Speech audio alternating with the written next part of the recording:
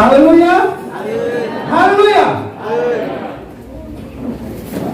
Tadi seyogianya saya mau perkenalkan saudara. Saya pikir seperti itu, tapi flownya berbeda. Apa mungkin udah banyak yang kenal dengan saya saudara? Ya, cukup beberapa kali saya datang ke tempat ini saudara dengan tim rombongan.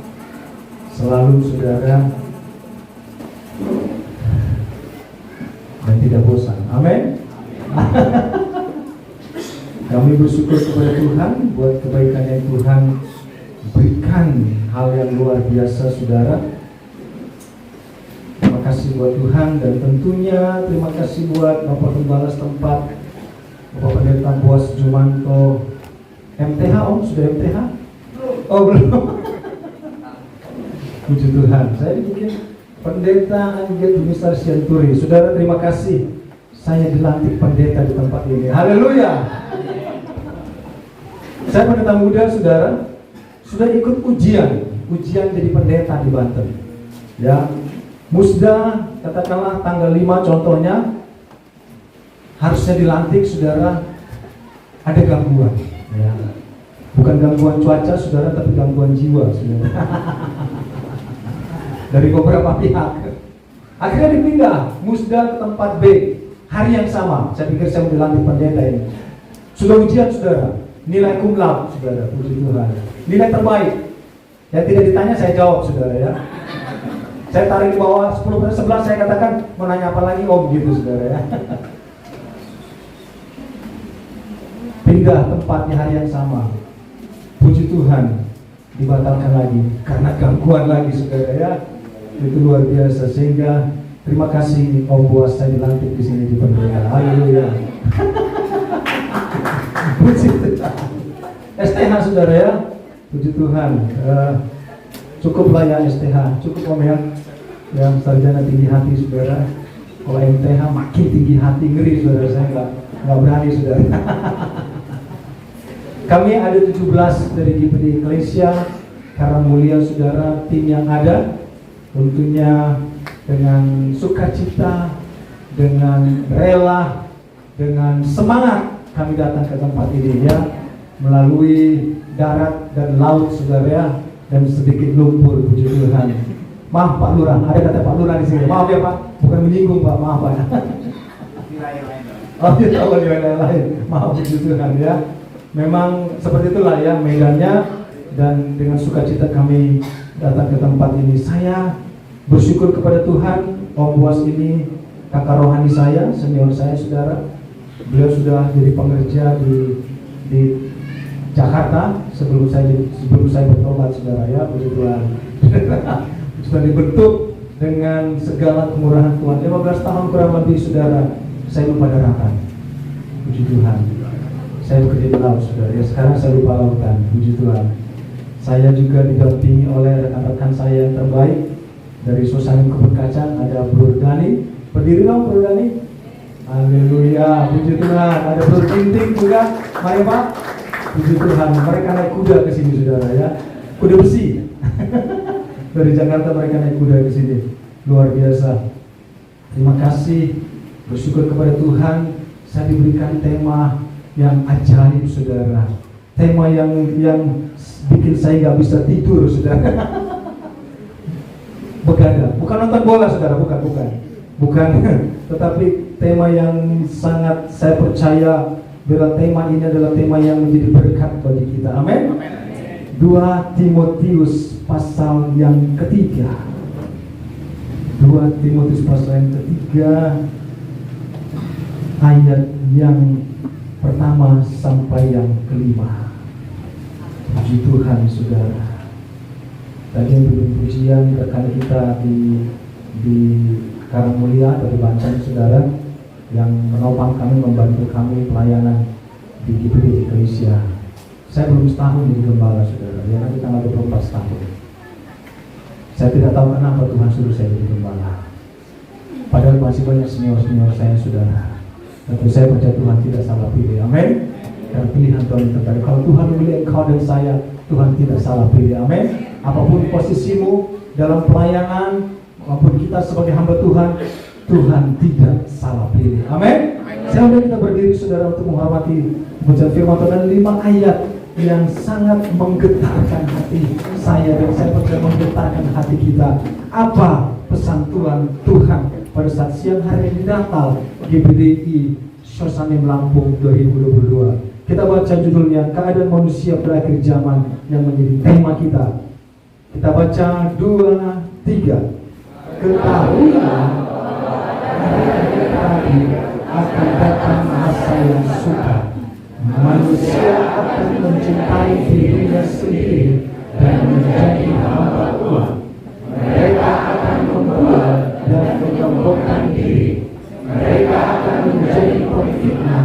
Mereka akan berontak terhadap orang tua dan tidak tahu berterima kasih, tidak memperdulikan agama, tidak tahu mengasihi, tidak mau berdamai, suka menjelekkan orang, tidak dapat mengekang diri, garang, tidak suka yang baik, suka mengkhianat, tidak berpikir panjang, berlagak tahu, lebih menuruti hawa nafsu daripada menuruti Allah.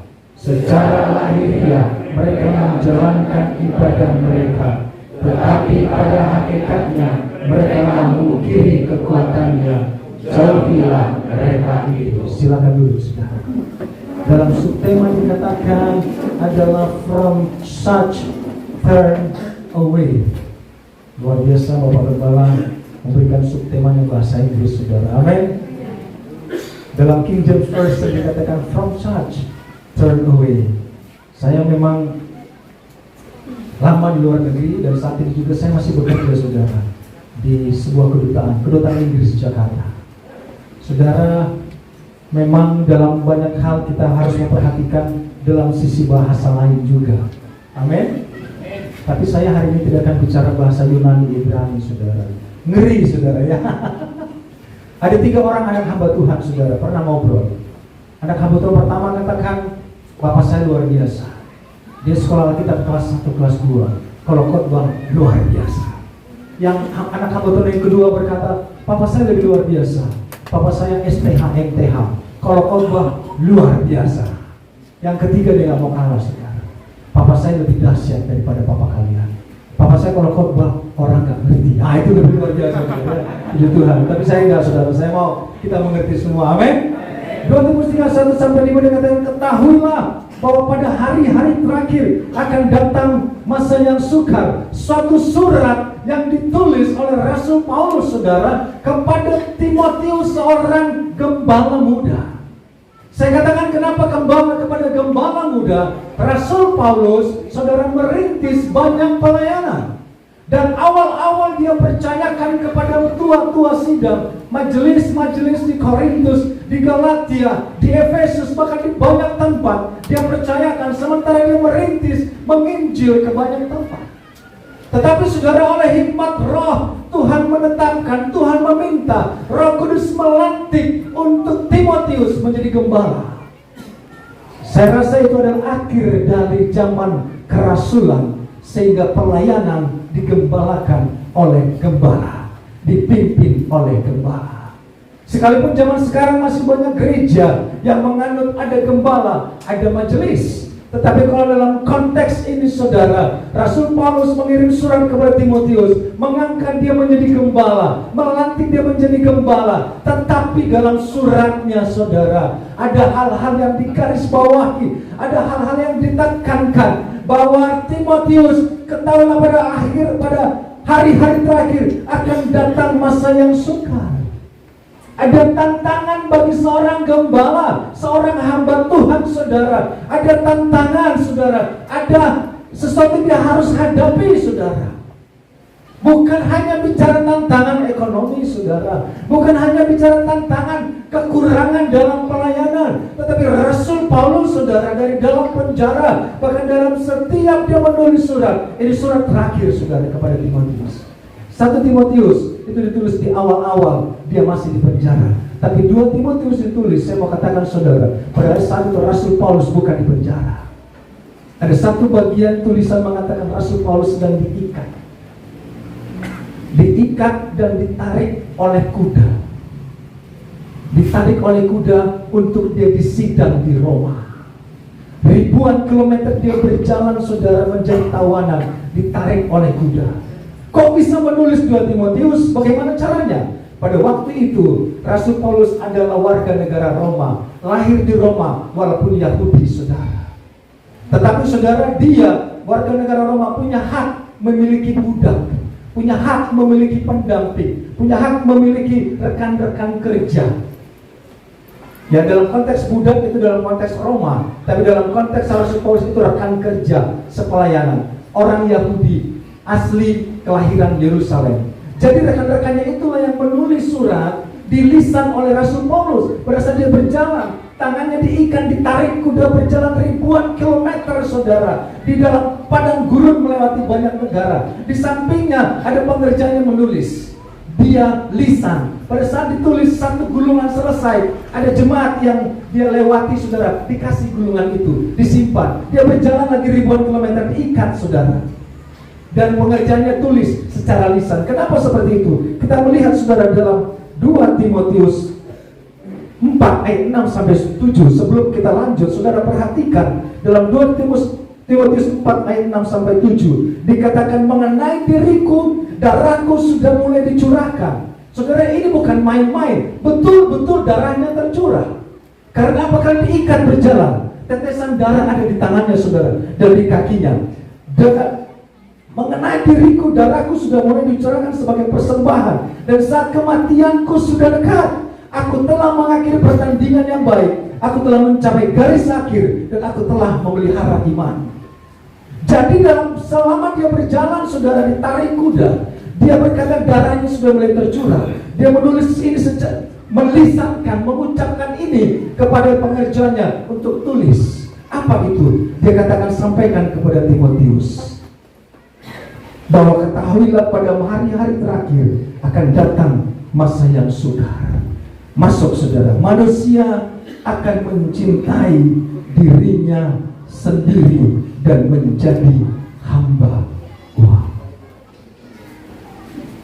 Rasul Paulus berkata bahwa sebelum aku mati dalam penderitaan, manusia, orang-orang yang dilayani, orang-orang di akhir zaman itu, saudara, saya katakan Timotius gembala muda, dia berhadapan dengan majelis-majelis, saudara, petinggi-petinggi yang mungkin lebih senior dari dia, yang merasa lebih pengalaman jam terbang, makan asam garamnya lebih banyak dalam pekerjaan Tuhan. Saudaraku, dikatakan bahwa Timotius menghadapi mereka, dan dikatakan manusia akan mencintai dirinya sendiri dan menjadi hamba uang.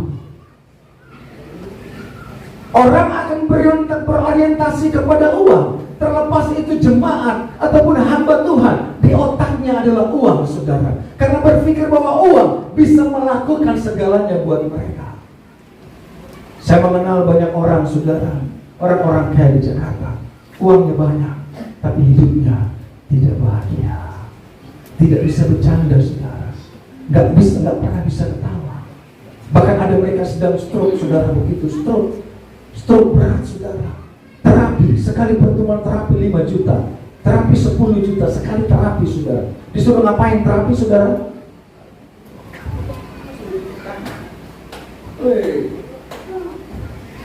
Selama hidupnya tidak pernah tepuk tangan. Pada saat sakit Tuhan suruh dia tepuk tangan, saudara. Tepuk tangan tapi bayar 10 juta, saudara. Menjadi hamba uang, saudara. Saya katakan, saudara, pada hari terakhir manusia akan menjadi hamba uang. Tuannya adalah uang.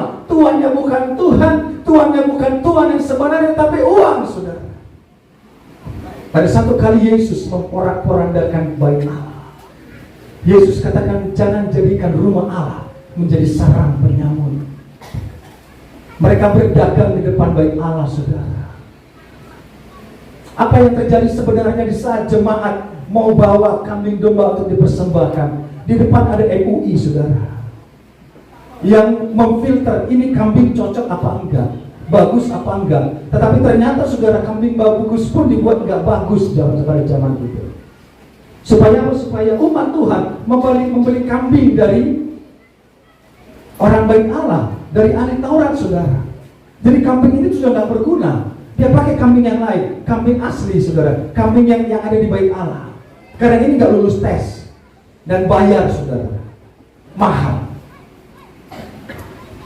Dan itu yang membuat Yesus katakan, bagaimana kamu bisa dipercayakan harta sorga, harta dunia pun tidak bisa saudara. Banyak orang berpikir uang adalah segalanya saudara. Saya khotbah saudara di ibadah Natal di Banten saudara. Saya sampaikan Natal bukan bicara menerima, Natal bicara memberi, Natal bicara Allah melaksanakan perkataannya bahwa karena begitu besar kasih Allah akan dunia ini sehingga Dia menyerahkan anaknya yang tunggal supaya orang yang percaya tidak binasa melainkan beroleh hidup yang kekal. Natal bicara Allah komitmen memberi kepada manusia. Amin. Kalau engkau berpikir Natal adalah menerima, saya takut kita kecewa saudara. Tapi Natal adalah memberi. Mereka akan menjadi hamba uang. Manusia akan mencintai dirinya sendiri. Tidak ada lagi cinta kasih kepada orang lain. Kasih menjadi sangat dingin. Tidak ada lagi kepedulian kepada orang lain. Semuanya tentang gue dan gue, semuanya tentang saya. Dan menjadi hamba uang, saudara. Saya katakan tadi saya masih bekerja, saudara. Saya masih bekerja. Tetapi sejujur kami katakan, saudara, kalau kami cinta uang, kadang orang berpikir, loh, kok bisa di hamba Tuhan tapi dia bekerja? Saya jujur katakan, saya menghadap Banten, memang ada pasal yang sudah ditetapkan, masih boleh. Tetapi orang mulai berpikir, kan dia jadi hamba, jadi menghambakan diri kepada dua Tuhan gitu loh. Tidak, saudara. Yang dimaksud di sini adalah, kalau kita perhatikan bagian yang lain, justru banyak orang yang dalam pelayanan 100% pun bisa menjadi hamba Tuhan. Orang banyak berpikir uang adalah segalanya. Iya, uang bisa membantu saudara, tetapi Tuhan tidak mau kita menjadi hamba uang. Saya punya komunitas saudara di Jakarta, pengusaha banyak. Saya katakan, orang pelit nggak masuk surga. Orang pelit tidak dapat duduk dalam kerajaan Allah. Karena orientasi tidak uang, orang pelit tidak dapat duduk dalam kerajaan Allah. Terus ada yang WA saya, oh benar, orang pelit tidak dapat duduk dalam kerajaan Allah. Kami berdiri aja. Masih ada aja alasannya saudara. Kami berdiri aja, kata. Gak usah duduk saudara. Kadang uang menjadi masalah persoalan saudara. Kadang uang menjadi sumber keributan saudara bersaudara. Bahkan uang menjadi keributan money politik, baik dalam kehidupan kita berrohani, berorganisasi maupun dalam pemerintahan saudara. Uang menjadi sumber dari sebuah petaka. Tuhan katakan jangan cinta uang saudara. Saudara bekerja, kita bekerja mendapatkan berkat, kita gunakan untuk kemuliaan bagi nama Tuhan. Kalau kami cinta uang, saya mau katakan saudara, selalu saya katakan kepada jemaat, kalau kami hamba Tuhan cinta uang, mungkin kami tidak ada di sini hari ini, mungkin saya tidak jadi gembala saudara, karena kami mau apa yang ada pada kami berikan untuk Tuhan. Amin. Ada lagu lama katakan, cari apa di dalam dunia? Cari apa saudara? Cari dunia tentu binasa, betul? Tapi mari kita cari Tuhan penuh cinta. Amin. Ada Tuhan yang mengasihi karena begitu besar kasih Allah akan kau dan saya. Lanjut saudara, mereka akan membual. Sifat manusia zaman sekarang itu suka membual saudara. Ngomong besar, ngomong doang saudara. Baik, saya bantu kamu bro, tapi gak pernah terjadi bisanya membual saudara. Oh kami akan begini, kami akan begini. Aduh, nih orang kita bisa lihat bibit bobot bebeknya. Orang senang dengan membual saudara. Ngeri juga di sini Pak Lurah. Ya Pak, maaf ya Pak, bukan maksudnya kampanye itu membual, bukan ya.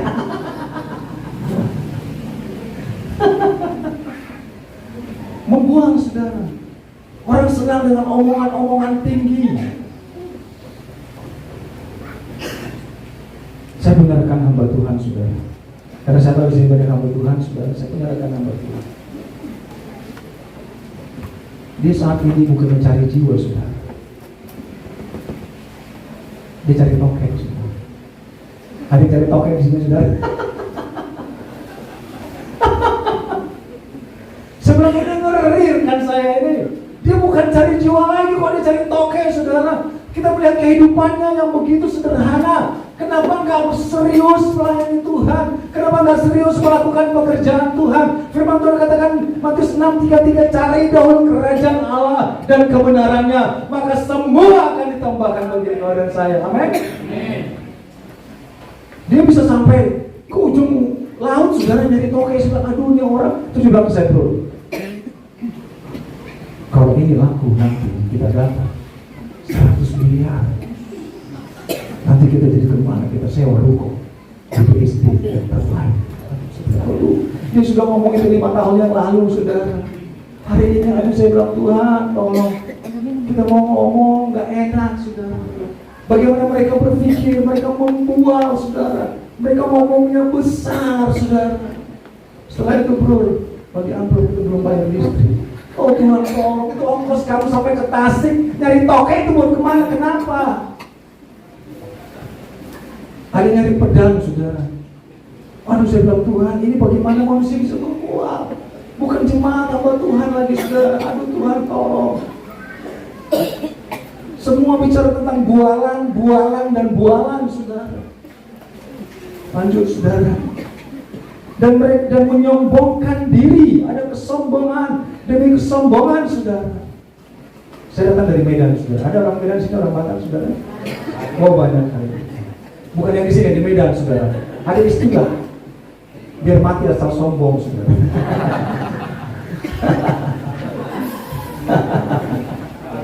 Oke. Mungkin kelompok saya doang di sana, saudara.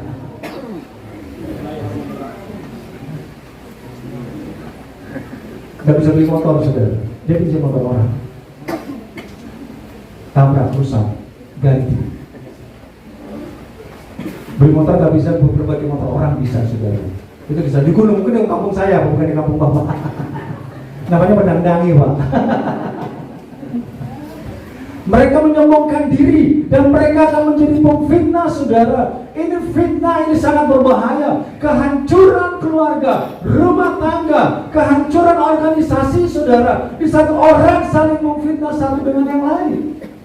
Saudara sering nonton sinetron, saudara. Yang paling ngeri, paling laku, saudara, sinetron apa, saudara? Kalau dikatakan sinetron, saya nggak tahu. Kasus Yosua, saudara. Aduh, kita sudah capek menontonnya.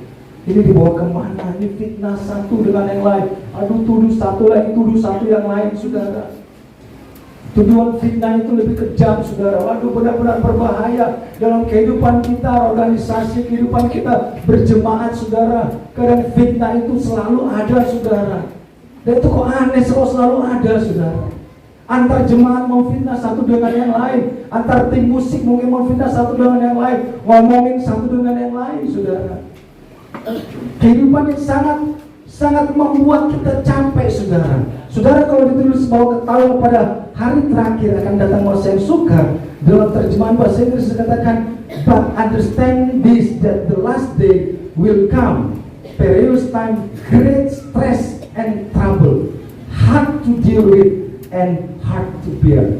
Artinya ada masa yang sukar, kita susah menghadapinya, susah untuk saudaraku kita melihat situasi itu. Ada kesusahan kita menghadapinya, kok susah banget sih. Ini orang sifatnya begini, kok dia kalau nggak fitnah tuh nggak nyaman, saudara. Ada kesukaran, hantu dia. Susah untuk kita berbaur, saudara. Susah untuk dinasehati, hard to deal with. Susah banget untuk kita memanage itu, saudara.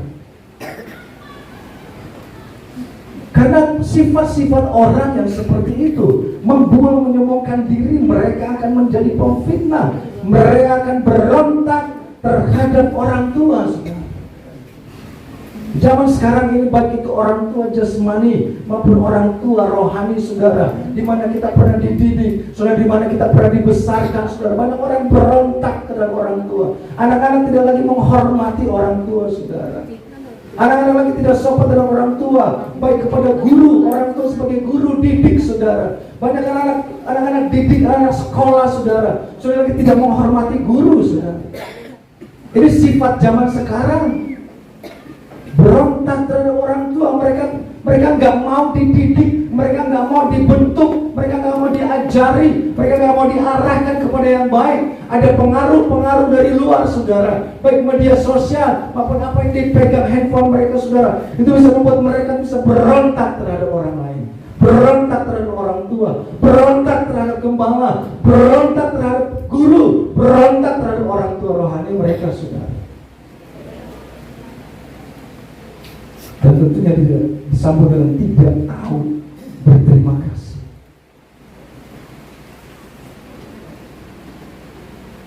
Setiap pemberian, baik orang-orang, banyak orang sudah tidak tahu bersyukur kepada Tuhan, saudara.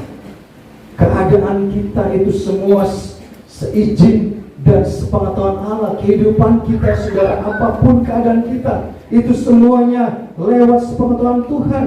Banyak orang sudah tidak tahu bagaimana bersyukur. Pagi tidak mau bersyukur, saudara, tidak mau berterima kasih atas apa yang diberikan orang lain terhadap dirinya, atas apa yang sudah dikerjakan orang lain terhadap dirinya. Dia bisa naik ke tingkat A, B, dan C. Itu karena pengaruh, karena pertolongan, karena doa orang lain, saudara. Di Jakarta, saudara, saya bertemu dengan seorang pemudi. Dulu dia ketuk persekutuan doa, saudara, di mana kita sama-sama berdoa. Persekutuan doa itu masih berjalan. Dan gereja di mana waktu saya ada di Cinere, saudara, saya ada di sana. Pemudi ini akhirnya bekerja dan bekerja di sebuah perkantoran yang besar di Jakarta. Akhirnya dia ngekos di sana. Tetapi saudaraku, Sabtu Minggu dia kembali ke rumahnya di daerah Cinere, saudara. Saya ketemu di Jakarta, nggak secara dari sana, kamu dari sini? Oh iya om, saya dari sini. Oh gitu. Tapi kok lama gak lihat ibadah? Oh iya om, saya kan sekarang sudah kerja di gedung. Ya sekarang saya lihat ibadahnya ya di gedung om. Gitu. Cari nyaman, saudara. Sudah saya katakan, ini orang bukankah dari kecil kita doakan, kita didik, saudara, kita arahkan. Ada hal-hal yang penting kita bantu, saudara. Tetapi saudara sudah sukses, dia bilang, ya udah, kan levelnya beda om. Kalau dulu kan ya begitu, kita zaman itu ya di gereja itulah. Tapi kalau udah sukses ya jadi bersalah. Banyak orang zaman sekarang tidak tahu berterima kasih, saudara. Apa yang diberikan, apa yang dikerjakan, pengorbanan orang lain, pertolongan orang lain, bantuan orang lain, sudah lupa, saudara. Bagaimana kita bisa ada di posisi kita, saudara? Saya pernah bertemu seorang jenderal, saudara. Kebetulan anak kami sekolah SMA-nya di SMA Taruna Nusantara Magelang. Saya bertemu dengan seorang jenderal, dia katakan, saya katakan, Pak Jenderal sudah mau pensiun nih. Iya. Curhat, ngobrol, dia katakan, saya bisa ada di posisi ini bukan karena saya. Pertama tentu karena yang kuasa, dan yang kedua tentu karena bantuan banyak orang, karena pertolongan banyak orang, karena dukungan banyak orang. Saudaraku, apapun posisimu saat ini, saudara, apapun yang kau alami saat ini, kalau kau sudah meraih titik yang kesuksesan yang kau sudah raih, jangan lupa, amin, berterima kasih kepada orang di sekitar. Mereka yang pernah berkorban buat saudara, yang paling enggak yang sudah pernah berdoa buat saudara. Banyak orang tidak tahu berterima kasih, tidak memperdulikan agama, saudara. Sudah nggak mau ibadah, saudara. Sudah nggak mau tahu yang namanya ibadah. Sudah nggak mau tahu yang namanya aktif di gereja. Sudah nggak mau tahu yang namanya kegiatan-kegiatan apa udah. Banyak orang sudah tidak memperdulikan lagi ibadah, tidak memperdulikan agama, tidak memperdulikan kebenaran. Firman Tuhan dalam Mazmur berkatakan orang yang ditanam di bait Allah akan tumbuh segar, akan berbuah, saudara. Itu janji Tuhan. Bagaimana dengan orang yang tidak ditanam di bait Allah? Bagaimana orang yang ditanam di luar sana, saudara? Di luar Allah. Apalagi zaman sekarang pemuda-pemuda yang ada, saudara, anak-anak sekolah yang ada, kalau engkau tidak ditanam di bait Allah, kalau engkau tidak ditanam di gereja, di dalam kegiatan, di dalam ibadah, menjadi modal iman, saudara, tantangan di luar begitu berat, dosa begitu menanti, kehidupan yang sembrau, kehidupan yang amburadul, saudara, menanti di luar sana. Tetapi janji Tuhan, orang yang ditanam di bait Allah akan bertumbuh dan bertunas di pelataran Allah kita. Amin. Ada jaminan Tuhan.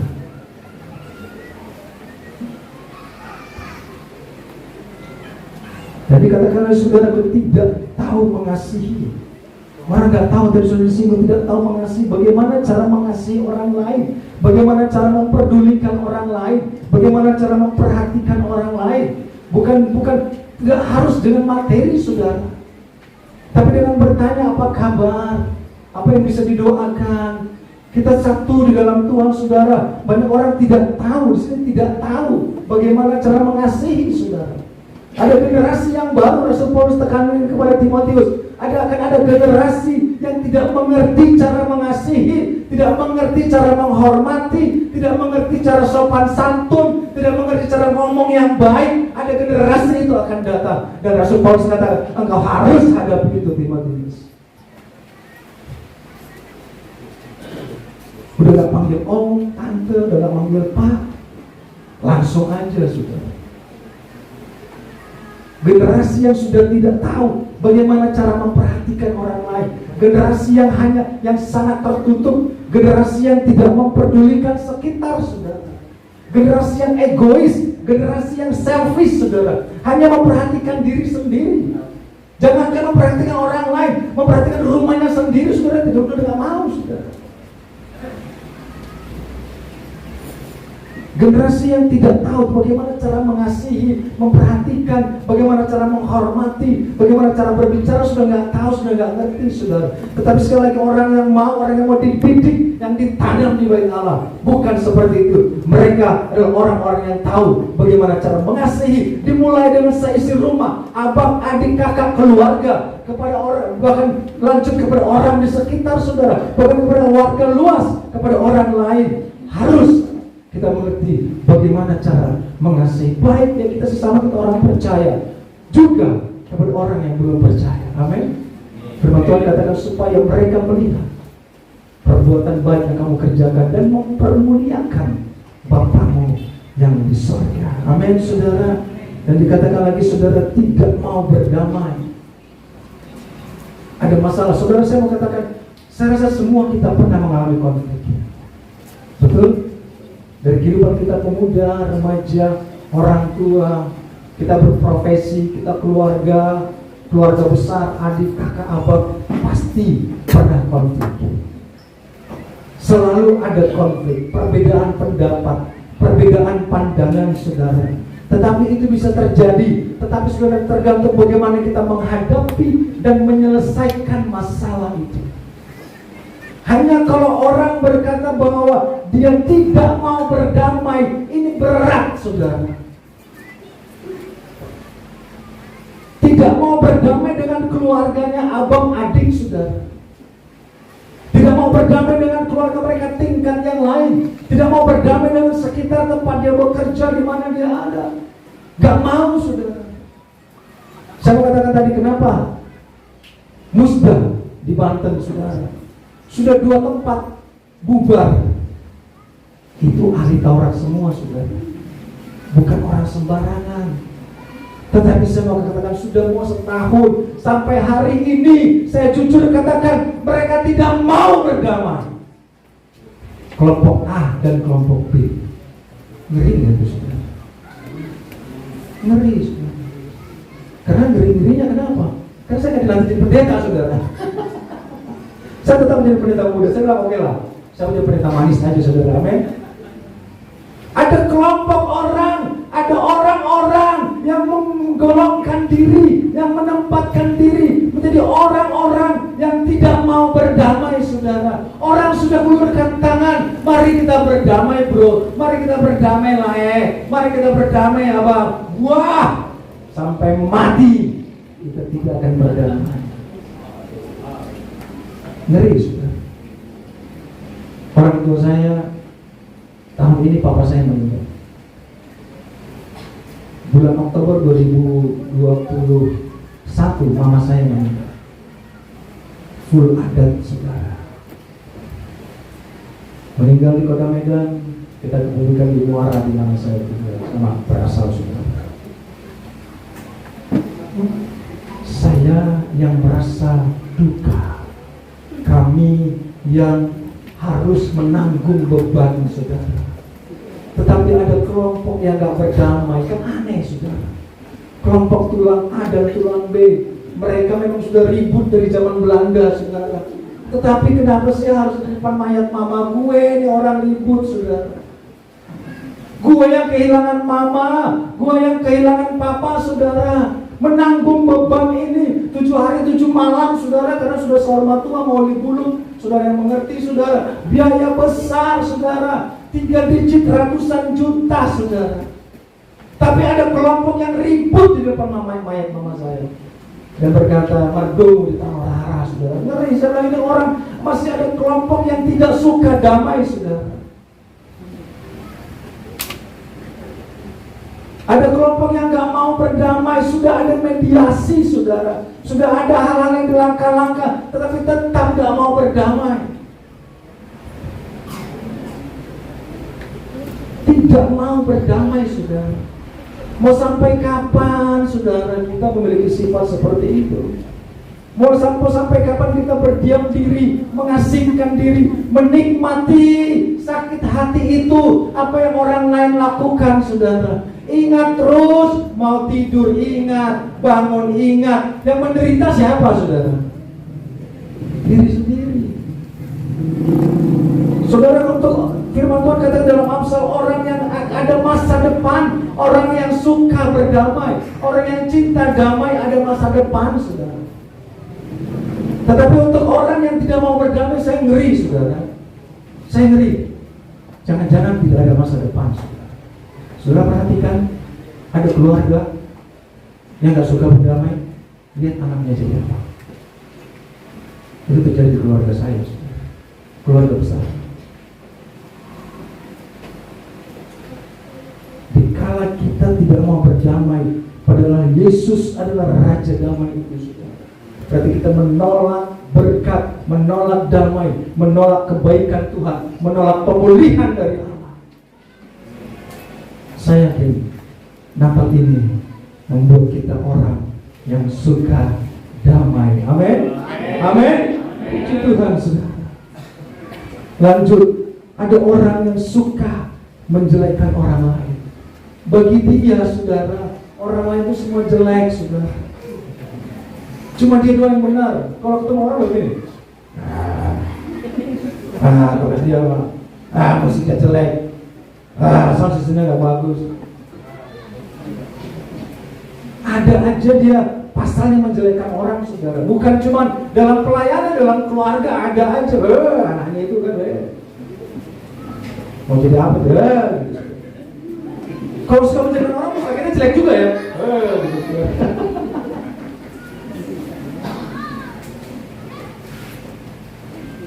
Saya kenal orang, saudara. Orangnya memang, memang agak jelek, saudara. Ada, saudara. Tapi hatinya baik, amin. Amin. Tapi ada orang juga mukanya jelek, saudara, tapi hatinya busuk. Aku lebih ngeri lagi, saudara. Dalam hati itu agak sadar ya. Aduh, Tuhan tolong itu.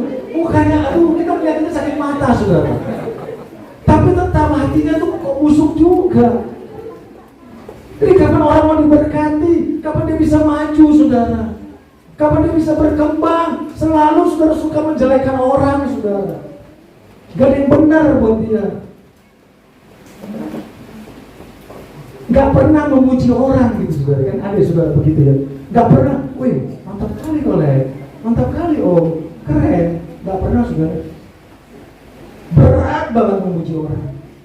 Kalau tetangga lu udah punya motor, dia belum. sih mau memuji orang, bagus sih, punya motor luar biasa. Suatu waktu kalau saya perlu boleh pinjam ya, enak kan ya, berdamai gitu saudara. Tapi karena dia nggak berdamai, dia wah paling kredit. Tapi juga ditarik leasing gitu saudara. Sok tahu saudara. Orang zaman sekarang seperti itu, tidak dapat mengekang diri saudara.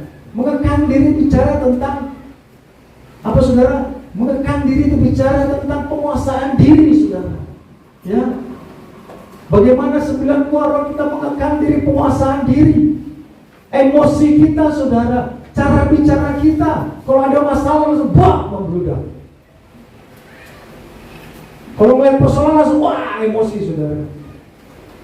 Nggak bisa mengekang diri, nggak ada penguasaan diri sama sekali saudara.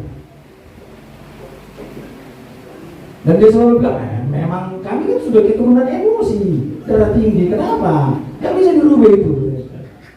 Ya monggo. Mau sampai Tuhan Yesus datang memang sudah begitu keturunan kami sekeluarga. Memang darah militer. Kalau nggak ada militer mereka saudara. Nggak bisa saudara, kalau mendengar masalah satu langsung emosi saudara. Langsung ganas saudara. Selanjutnya dikatakan garang saudara. Orangnya garang. Tampangnya itu tampang garang, tidak dapat mengekang diri, garang, tidak suka yang baik saudara.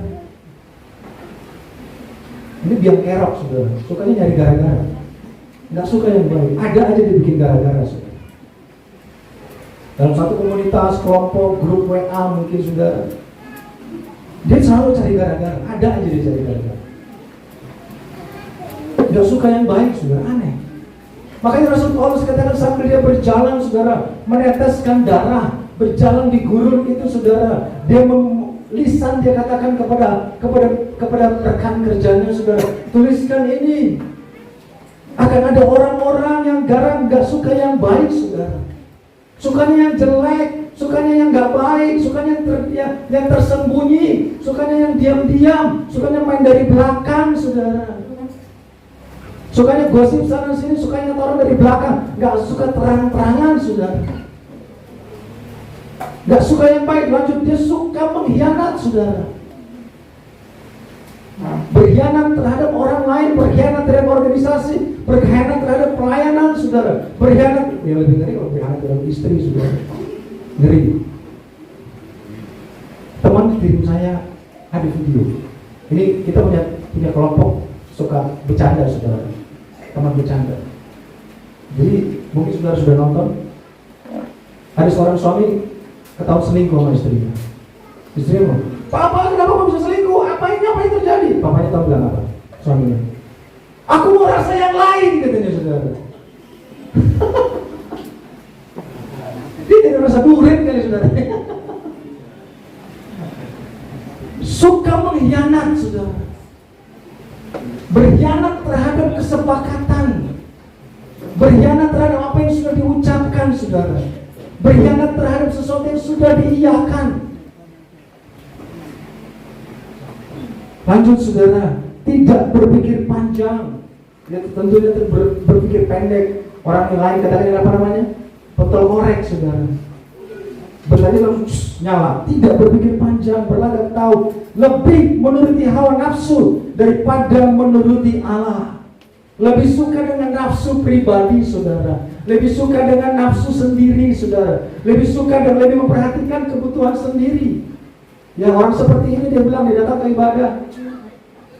Dikatakan daripada menuruti Allah, dia datang ke ibadah sudah dilihat, waduh, ini ibadah di sini nggak enak. Pendetanya kurang keren. Ibadah di sini, waduh, orang tua semua. Di sini nggak ada saudara di luar sana. Saya yakin saudara. Banyak orang konsentrasi kepada dirinya sendiri. Saudara di Jakarta ada banyak orang sekarang yang kalau datang itu melihat ini gembalanya siapa, ini ibadahnya bagaimana, saudara. Dia nggak berpikir itu ibadah di mana Tuhan hadir, ada pujian, ada firman Tuhan. Saya mau katakan sekarang fenomenanya di Jakarta, saudara, banyak orang sedang mencari gereja yang sempurna, menurut dia. Saya mau katakan tidak ada gereja yang sempurna menurut orang, saudara. Gereja yang sempurna itu ukuran Tuhan. Amin. Engkau dan saya adalah gereja yang satu kali Allah akan sempurnakan. Tetapi banyak orang di luar sana, saudara, kalau melihat gereja, mencari gereja, saudara, dia mau gereja yang sempurna menurut nafsunya dia, menurut telinganya dia, menurut matanya dia, menurut rasanya dia. Bikin gereja sendiri aja, Pak. Pengen tahu, bisa nggak bikin gereja sempurna menurut Anda? Di Jakarta banyak sudah orang-orang yang bagaimana saya mengatakan di dalam satu komplek, di mana pelayanan itu satu komplek, saudara, ada kurang lebih 1.200 rumah di sana. Tetapi banyak dari antara mereka, saudara, aduh, magernya ibadah, nggak mau gerak ibadah, maunya di rumah aja, maunya tidur, maunya nggak ngomong apa-ngapain, nggak peduli lagi ibadah, saudara. Mereka bilang, aduh, aku udah pernah gereja di ruko itu, nggak enak. Aku udah pernah gereja di ruko sana, wah nggak enak. Aku udah pernah gereja di GPD, wah nggak enak. Selalu ukurannya dia, saudara. Dia sedang mencari gereja yang sempurna. Saya takut sebelum Tuhan datang, dia juga keburu Tuhan panggil, saudara. Karena buat dia gereja A nggak bagus, gereja B nggak bagus, gereja di sini nggak enak, gereja di situ nggak enak. Semuanya menurut rasanya dia. Saya percaya di sini nggak ada seperti itu, amin. Kita nyaman, tentram, di mana kita Tuhan percayakan digembalakan. Di Jakarta banyak sudah. Aduh Tuhan tolong. Dia merayakan ulang tahun, dia ada undang gembala, sudah. Dia pikir gembalanya langsung Tuhan Yesus. Banyak begitu, sudah. Kalau ditanya, ibu di penggembalaan mana? Oh enggak, saya enggak ada gembala. Saya kadang ibadah di sini, ibadah di situ. Jadi kalau saya mau ada selamatan, saya tinggal pilih aja pendeta yang mana. Dia pernah undang saya, sudah saya katakan jam berapa bu? Acaranya jam 6. Ibu jemaat di mana? Oh enggak, saya enggak ada jemaat.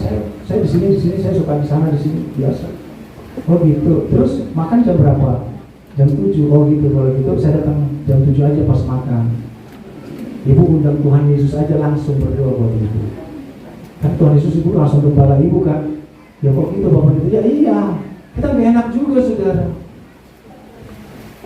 Banyak orang lebih menuruti hawa nafsu daripada menuruti Allah. Semuanya menurut selera dia. Musiknya enggak semuanya menurut selera dia, saudara. Bukankah ibadah itu kita menuruti kehendak Allah? Amin, saudara. Kita datang beribadah, digembalakan dalam sebuah wadah, saudara. Kita menuruti kehendak Allah, kita menuruti maunya Tuhan. Karena engkau sebagai jemaat, kita semua harus digembalakan, dididik dalam sebuah penggembalaan. Itu kehendak Tuhan. Makanya saya katakan tadi, akhir dari masa kerasulan, di saat Rasul Paulus melantik Timotius menjadi gembala di banyak pelayanan yang Tuhan percayakan, yang sudah dirintis oleh Rasul Paulus. Jadi kalau saudara ada di bawah sebuah penggembalaan, mari kita setia menjadi apa yang Tuhan mau. Amin. Tadi lagu jemaat di suasana tempat ini katakan, kami siap melayani. Amin. Jemaat siap melayani Tuhan. Haleluya. Lanjut, saudara.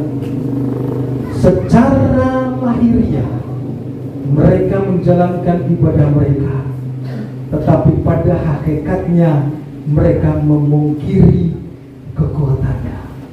Secara lahiriah mereka datang beribadah, tetapi mereka memungkiri kekuatannya. Mereka memungkiri bahwa dalam ibadah firman Tuhan katakan 2-3 orang berkumpul atas namaku, aku hadir di tengah-tengah mereka. Bahwa ada sukacita, ada damai, ada kekuatan, ada pertolongan di saat engkau berkumpul beribadah kepada Tuhan. Ada pemulihan, ada berkat, saudara. Cepat atau lambat, rancangan Tuhan akan diberikan kepada engkau dan saya.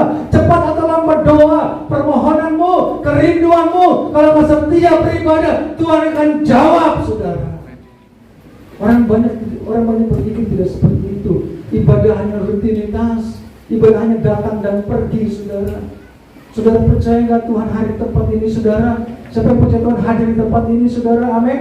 Tuhan siap melawan engkau. Kalau engkau percaya kepada Tuhan, saudara, secara lahiriah, saudara, lahiriah mereka datang beribadah, tapi mereka memungkiri kekuatannya. Mereka lupa bahwa jerilamu tidak akan pernah sia-sia. Bahwa apa yang kau berikan kepada Tuhan, korban persembahan, korban tatanan milik Tuhan yang kau kembalikan. Firman Tuhan akan kembalikan 30, bahkan 60, bahkan 100 kali lipat. Amin. Firman Tuhan katakan, beribadahlah kepadaku, apakah aku berarti roti makananmu, air minumanmu, bahkan menghalau segala penyakit daripadamu. Itu janji Tuhan. Mari saudara, sekalipun di sekitar kita banyak orang yang memungkiri kekuatannya, apa selanjutnya? Jauhilah mereka. Ini enggak happy ending, saudara. Kok kita menjauhi orang lain? Kok kita bisa menjauhi teman kita? Kok kita bisa menjauhi orang lain? Saya mau katakan tadi di awal, saudara, teman saya yang hari ini hamba Tuhan tidak cari jiwa, tapi cari tokek, saya jauhi dia, saudara. Saya nggak berani. Karena firman Tuhan kata, pergaulan yang buruk merusak kebiasaan yang baik.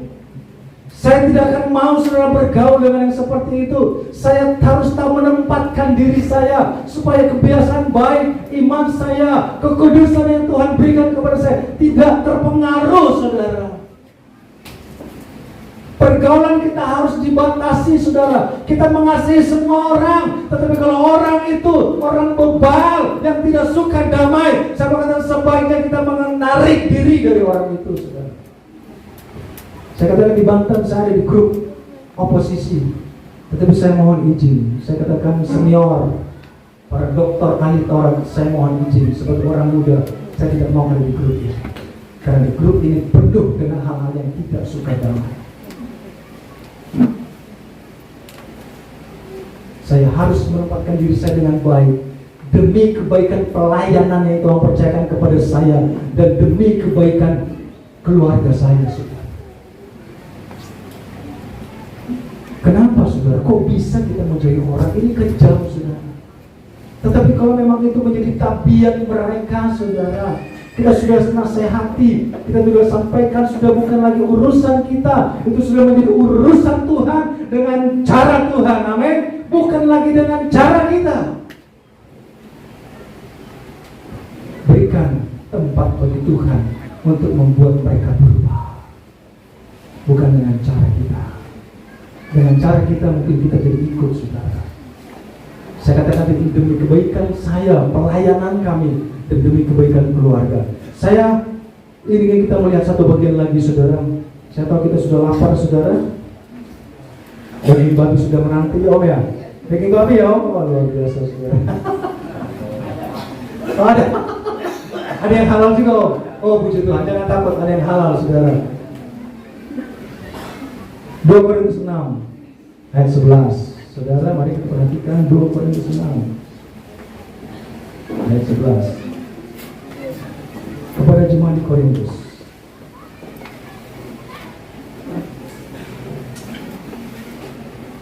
Dua Korintus 6 ayat 11. Saudara, kita perhatikan. Hai orang Korintus, kami telah berbicara terus terang kepada kamu. Hati kami terbuka lebar-lebar bagi kamu. Dan bagi kamu ada tempat yang luas di hati kamu. Bagi kamu, Rasul Paulus katakan, jemaat di Korintus, ada tempat yang luas di hati kamu. Tetapi bagi kami hanya tersedia tempat yang sempit di hati kamu, jemaat di Korintus. Maka sekarang supaya timbal balik, aku berkata seperti kepada anak-anakku, bukalah hati kamu selebar-lebarnya. Janganlah kamu merupakan pasangan yang tidak seimbang dengan orang-orang yang tidak percaya. Sebab persamaan apakah terdapat antara kebenaran dan kedurhakaan? Atau bagaimanakah terang dapat bersatu dengan gelap? Persamaan apakah yang terdapat antara Kristus dan Belial? Apakah bagian bersama orang-orang percaya dengan orang-orang tak percaya? Apakah hubungan baik Allah dengan berhala? Karena kita adalah baik dari Allah yang hidup menurut firman Allah ini. Aku akan diam bersama-sama dengan mereka dan hidup di tengah-tengah mereka, dan aku akan menjadi Allah mereka dan mereka akan menjadi umatku. Sebab itu keluarlah kamu dari antara mereka dan pisahkanlah dirimu dari mereka, firman Tuhan, dan janganlah menjamah apa yang najis, maka aku akan menerima kamu dan aku akan menjadi bapamu, dan kamu akan menjadi anak-anakku laki-laki dan anak-anakku perempuan. Demikianlah firman Tuhan yang Maha Kuasa. Amin. Kita katakan, keluarlah kamu dari antara mereka dan pisahkanlah dirimu dari mereka, firman Tuhan. Kedurhakaan, kebebalan merajalela, saudara. Tetapi Yesus mengasihi engkau dan saya. Kita yang sudah Tuhan persiapkan, Tuhan katakan, keluar, pisahkan diri. Pergaulan yang buruk merupakan merusak kebiasaan yang baik. Kalau engkau sudah membangun kekudusan, kalau sudah engkau membangun kebenaran, engkau dan sisi rumahmu, jangan biarkan itu dirusak oleh opini orang lain. Jangan biarkan itu dirusak oleh pendapat orang lain. Jangan biarkan itu dirusak oleh orang-orang di sekitar yang bebal, yang tidak mengenal Tuhan. Saudara, dalam pengadilan Yosua, saya mau katakan, kalau saudara menonton seorang perwira, Kombes Pol katakan, Jenderal, 30 tahun aku membangun karir ini dengan air mata, saudara. Dia katakan, 30 tahun aku membangun karir ini, kenapa Jenderal korbankan aku? Dia masuk kepada kelompok yang merusak keadilan. Oleh pengadilan menjadi dibuat sebagai tersangka dan terdakwa, saudara. Apa yang kau bangun selama ini? Damai dalam rumah tanggamu, kebenaran, kekudusan dalam pelayananmu, saudara.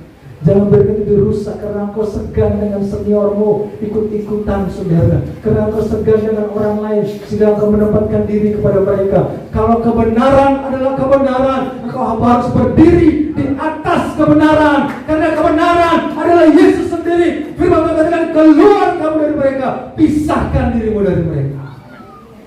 Ini akhir zaman. Jangan sampai Tuhan panggil engkau dalam posisi tidak benar.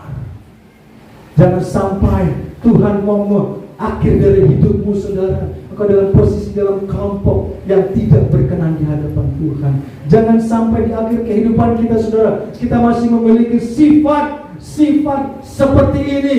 Bukan cuma dengan tetesan air mata, dengan tetesan darah. Rasul Paulus katakan, Timotius yang muda, gembala yang muda, ini yang akan kau hadapi. Kesukaran, sifat-sifat orang, ini yang kau hadapi dalam pelayananmu, dalam sekitarmu. Engkau harus kuat. Mereka akan membual, mereka akan sombong, mereka akan suka berdamai, mereka akan garang, mereka tidak ada penguasaan diri. Oh, ini Timotius tantangan pelayananmu ke depan.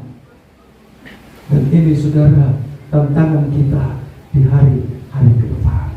Sekitar kita mungkin memiliki sifat ini, tapi kalau engkau mau hidup dalam kebenaran, kalau engkau mau dikatakan, mereka akan menjadi anakku, aku akan menjadi bapa mereka, mereka akan menjadi umatku, aku akan menjadi Allah mereka. Tidakkah engkau rindu engkau tetap ada dalam kebenaran itu, menjadi orang-orang yang Tuhan khususkan? Allah sedang memisahkan mulai dari rumah Tuhan antara yang benar dan yang bengkok, saudara. Saya sangat yakin firman Tuhan ini menjadi peringatan bagi kita. Waktunya sudah sangat dekat. Ini akhir zaman. Mari kita berubah. Mari kita pisahkan diri dari mereka. Mari kita ambil langkah-langkah pertobatan dalam kehidupan kita. Puji Tuhan, firman Tuhan, kita berdiri, saudara.